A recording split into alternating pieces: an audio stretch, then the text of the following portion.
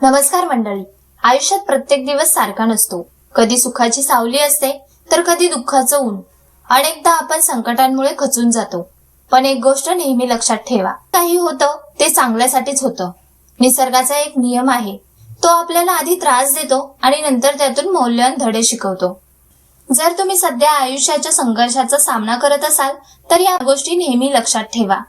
या गोष्टी तुम्हाला प्रत्येक कठीण प्रसंगात लढण्याची ताकद देतील. नंबर 1. प्रत्येक जखम काहीतरी शिकवून जाते. साध्या सोप्या भाषेत सांगायचं तर घाव सोसल्याशिवाय दगडाचा देव होत नाही. आयुष्यात जेव्हा आपल्याला नकार मिळतो, अपयश येतं किंवा कोणीतरी मनाला जखम करून जातं, तेव्हा असं वाटतं की सगळंच संपलं. पण खरं सांगू का, निसर्गाचा हा एक नियम आहे. वाघाला जशी 2 पावले मागे घेतल्याशिवाय मोठी झेप घेता येत नाही, तसंच हे अपयश आपल्याला संपवण्यासाठी नाही तर आपल्यातला खरा निखारा बाहेर काढण्यासाठी येतं. प्रत्येक जखम आपल्याला रडवायला नाही तर भविष्यात येणाऱ्या मोठ्या वादळांसमोर कसं छाती ठोकून उभं राहायचं याचा धडा शिकून जाते. त्यामुळे खचायचं नाही. आलेल्या संकटांना डोळ्यात डोळे घालून सांगायचं, पडलोय नक्कीच पण संपलो नाही. पुन्हा उठणार आणि जिंकून दाखवणार. नंबर 2. प्रत्येक प्रश्नाचे उत्तर जिभेने देणे गरजेचे नाही. जेव्हा माणूस आपल्याला कमी लेखतो किंवा आपल्यावर फालतू टीका करतो, तेव्हा लगेच गरम होऊन त्याच्याशी वाद घालत बसण्यात काय अर्थ आहे? चिखलात दगड मारला की शिंतोडे आपल्याच अंगावर उडतात. अशा वेळी स्वतःचा संयम सुटू द्यायचा नाही. एकदम शांत राहायचं. आपलं हे मौन समोरच्याला जास्त विचार करायला लावतं. वाद घालून आपली शक्ती वाया घालवण्यापेक्षा तीच शक्ती आपल्या कामात लावायची. ज्या दिवशी तुमची कष्टाची कमाई आणि तुमचं यश समाजात मोठं होईल ना, तेव्हा तुम्हाला बोलायची गरजच पडणार नाही. तुमचं यशच त्या बोलणाऱ्यांच्या तोंडावर खरंच चोख उत्तर असणार आहे की त्यांची बोलती कायमची बंद होईल. नंबर 3. कठीण काळ खरे चेहरे दाखवतो.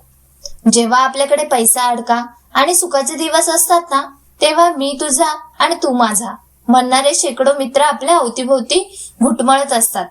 पण खरं सांगू का, माणसांची खरी पारख तेव्हाच होते जेव्हा आपल्यावर गरिबीची किंवा संकटाची वेळ येते. कठीण काळ हा एक प्रकारचा सुगीचा सुकाणू असतो. तो आल्यावर कळून चुकतं की कोण फक्त पाठीवर थाप मारणारं होतं आणि कोण कठीण प्रसंगात छातीशी धरणारं होतं. संकट हे माणसाच्या आयुष्यातला असा आरसा आहे जो खोट्या नात्यांचे बुरखे फाडून टाकतो आणि सोन्यासारखी खरी माणसं वेगळी करून दाखवतो.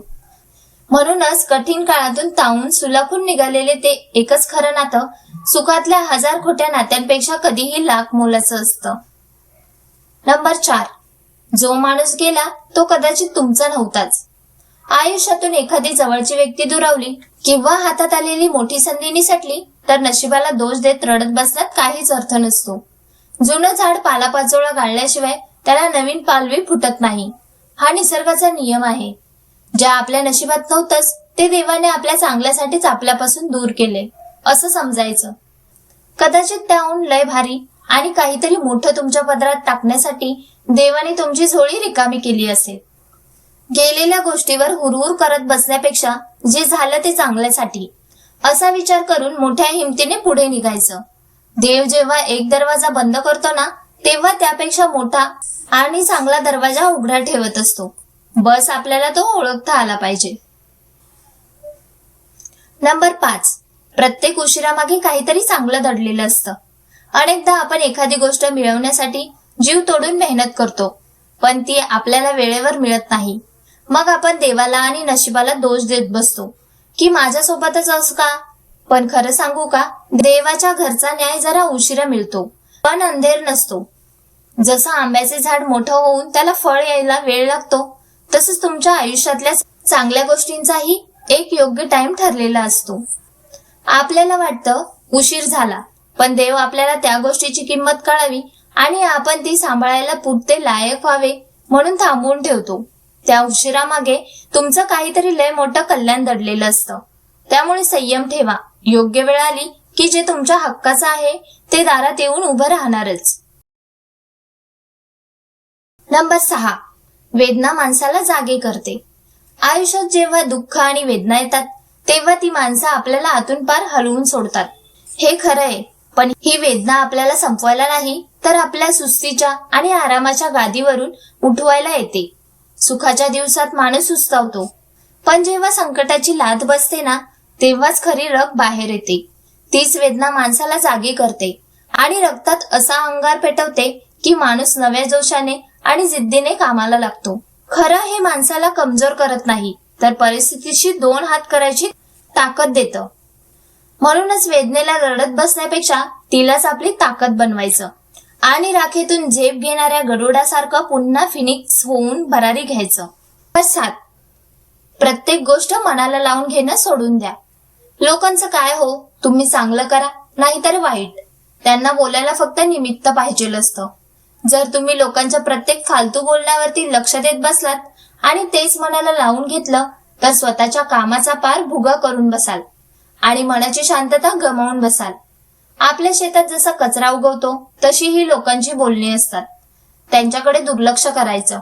शहाण्या माणसाने एका कानाने लोकांचं ऐकावं आणि दुसऱ्या कानाने ते सरळ सोडून द्यावं. लोकांच्या शब्दांना आपल्या मनात घर करून द्यायचं नाही. ज्या दिवशी तुम्ही लोकांकडे दुर्लक्ष करायला शिकाल त्या दिवशी तुमचं मन एकदम शांत होईल. डोक्यावर लोकांच्या बोलण्याचा पाषाण ठेवण्यापेक्षा आपल्या ध्येयावर लक्ष ठेवा आणि मजेत पुढे चालत राहा. नंबर 8. वेळ कधीच वाया जात नाही. आयुष्यात आपण घेतलेली मेहनत, सोसलेले अतोनात कष्ट आणि त्यासाठी दिलेला वेळ कधीच फुकट जात नसतो. आज कदाचित तुम्हाला वाटत असेल की मी एवढं करूनही माझ्या पदरात काहीच पडत नाही, पण धीर सोडू नका. निसर्गात जसं पेरलेलं बी जमिनीखाली काही दिवस तसंच राहतं आणि योग्य वेळाने अंकुरून वर येतं, तसंच तुमच्या कष्टाचं आहे. वेळ हा लय मोठा हिशोबी आहे. तो कोणाचंच देणं आपल्याकडे ठेवत नाही.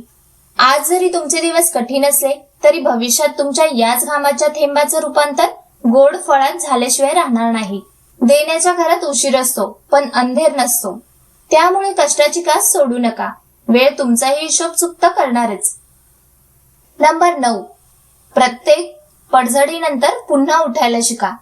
आयुष्यात संकटांमुळे किंवा अपयशांमुळे खाली पडणं, माणसाची पिछेहाट होणं हा पराभव कधीच नसतो. चालणारा माणूसच तर अडखळून पडणार ना.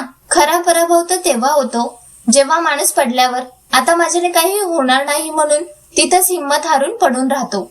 जितक्या वेळा परिस्थिती तुम्हाला खाली पाडते तितक्याच दुपटीने छाती ठोकून आणि दुप्पट आत्मविश्वासाने पुन्हा उभं राहायला शिका. पडण्यात लाज नाही, पण पडून राहण्यात माणसाची हार आहे. त्यामुळे माती लागली तरी लागू द्या, ती झटकून टाका. स्वतःवरती विश्वास ठेवा आणि दुप्पट ताकदीने मैदानात उतरा. यश तुमच्या पाया पडल्याशिवाय राहणार नाही. नंबर 10. स्वतःला बदला, जग बदललेलं दिसेल. आपण लोकांची तोंड आणि हे जग कधीच बदलू शकत नाही, ते आपल्या हातात नाहीच मुळी. पण स्वतःच्या बदलण्याचा दृष्टिकोन बदलणं मात्र 100% आपल्या हातात आहे. जर आपण स्वतःच्या मनात नुसता कचरा आणि नकारात्मकता भरून ठेवली तर आपल्याला सगळीकडे वाईटच दिसणार. याउलट जेव्हा तुम्ही स्वतःमध्ये सकारात्मक बदल घडवाल, मनातून चांगला विचार करायला लागाल, तेव्हा तुम्हाला आजूबाजूची माणसं आणि हे जग लय सुंदर वाटायला लागेल. डोळ्यावरचा काळा चष्मा काढून जर स्वच्छ बघितलं तरच उजेड दिसतो. म्हणूनच जगाला बदलण्याचा फंदात पडण्यापेक्षा आधी स्वतःच्या विचारांची दिशा बदला. मग बघा अख्खं जग तुमच्यासाठी कसं आपसूक बदललेलं दिसेल. तर मंडळी, हे जग कसंही असलं तरी या लबाड जगात हुशारीने आणि खंबीरपणे कसं जगायचं हे आता तुमच्या लक्षात आलं असेल. स्वतःवरचा विश्वास कधीच कमी होऊ देऊ नका. हा व्हिडिओ जर तुम्हाला मनापासून आवडला असेल, तुमच्या मनाला भिडला असेल, तर व्हिडिओला आत्ताच एक लाईक करा. तुमच्या जिवलग मित्रांना आणि परिवाराला हा व्हिडिओ नक्की शेअर करा, जेणेकरून त्यांनाही संकटात लढण्याची ताकद मिळेल. आणि अशाच नवनवीन मनाला उभारी देणाऱ्या मोटिवेशन व्हिडिओसाठी आपल्या चॅनलला नक्कीच सबस्क्राईब करा. धन्यवाद.